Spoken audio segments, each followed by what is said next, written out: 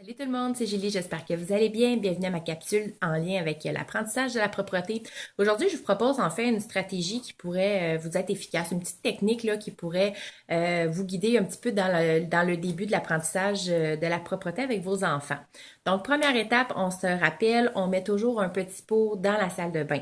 Donc, vous pouvez toujours choisir le petit pot indépendant ou le siège qu'on met sur la toilette. Vous pouvez toujours voir ma dernière capsule qui parle de ce sujet-là sur le petit pot.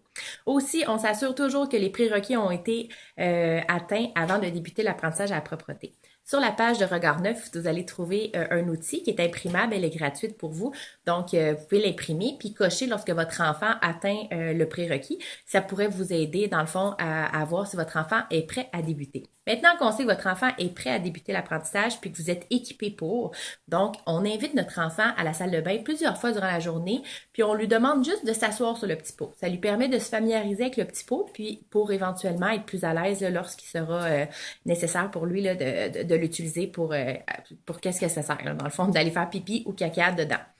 Suite à ça, on peut toujours, lors des changements de couche, prendre la couche directement puis la mettre dans le petit pot. Comme ça, notre enfant va peut-être comprendre que ce qu'il y a dans sa couche, ben ça va aller éventuellement dans le petit pot. Ça peut être une manière qu'on peut faire une étape là, pour qu'ils comprennent que notre mission, là, c'est qu'ils fassent pipi et caca dans le petit pot.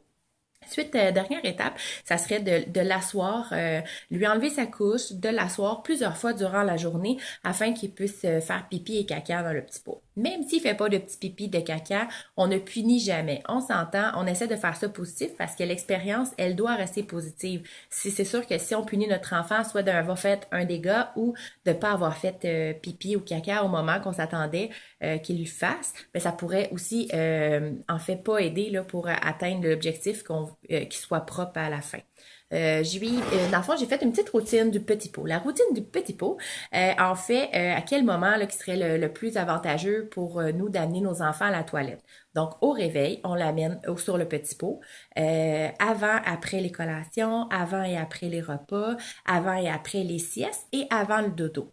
Ça, on peut utiliser ça, cette méthode-là, au moment qu'on l'invite juste à aller s'asseoir sur le petit pot tout habillé. On pourrait l'amener quelques fois à ces moments-là durant la journée, tout habillé, puis qu'il s'assoie sur le petit pot, pour éventuellement qu'il le fasse aussi, mais sans couche, pour peut-être réussir à avoir un petit pipi dans le pot.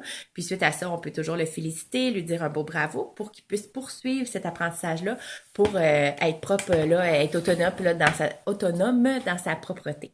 Donc voilà, des petits conseils. Vous pouvez toujours aller voir le site de Regard Neuf ou www.regardneuf.ca pour trouver plein d'autres informations. Merci!